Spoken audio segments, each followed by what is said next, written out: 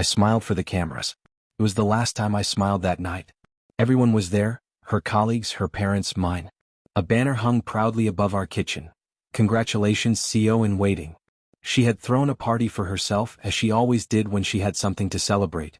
My wife, always the one who liked to win in public. Then came the toast. My father, glass raised high, offered his praise to the real breadwinner and the wonderful daughter-in-law. My mother added a cheer, and laughter filled the room, applause following. I stood there, silent, my glass empty. Later that night she handed me a wrapped gift. Inside was a t-shirt, and in bold white letters on the front, it read, "The loser of the house." She laughed, a carefree mocking sound. Asterisk, come on, lighten up. It's a joke. Asterisk, I didn't reply. The next morning she left early, another big day at the office. 20 minutes later her boss called her in urgently. 30 minutes after that my phone began to buzz with her messages, 99 times. Can we talk? Please answer. But before I could process it I thought back. 5 years ago I had married her for her smile. It was slow, subtle, creeping up on her lips like it already knew it had won. She was magnetic, brilliant. I was quieter, steadier, the kind of man who refilled her coffee and made sure her car had gas. I never minded being in the background.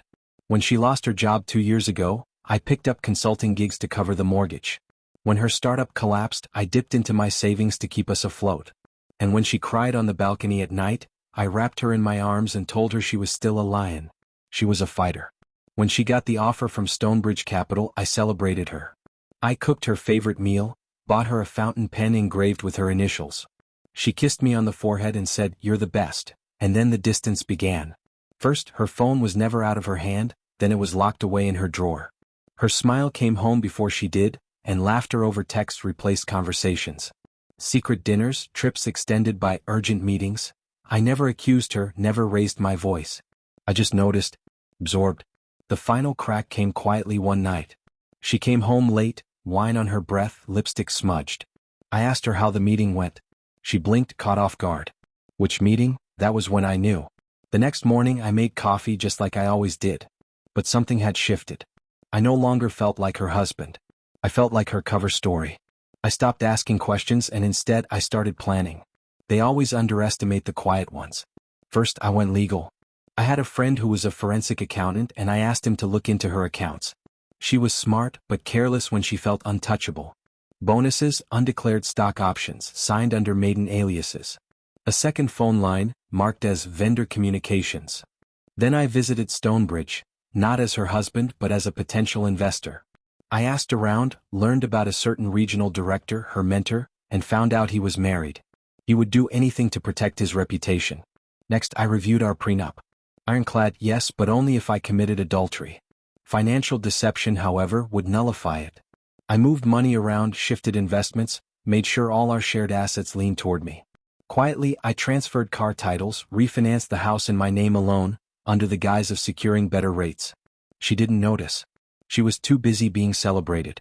And then came the party. The final insult. My parents toasting her as the breadwinner. The t-shirt, the loser of the house. She didn't realize that night was her peak. The next morning her boss called her in. HR was already in the room. I had submitted the anonymous report at 5 a.m. complete with documents, screenshots, and a transcript of an internal call she'd recorded on her second phone. Illegal, even in ignorance. She messaged me 99 times. Can you talk? What did you do? Asterisk, please answer, they're investigating me. I could lose everything. Why are you doing this? Asterisk, by then I had already spoken to my lawyer. I had served her with divorce papers, citing financial dishonesty and emotional cruelty. I presented the evidence, filed for full ownership of the house. It was already legally mine, and half her company equity through marital asset division. I watched her crumble, not in rage but in slow, helpless confusion. She was a queen without a castle, a strategist caught mid-move. The board at Stonebridge panicked. She was placed on unpaid leave pending an investigation. Her mentor ghosted her to protect his own skin.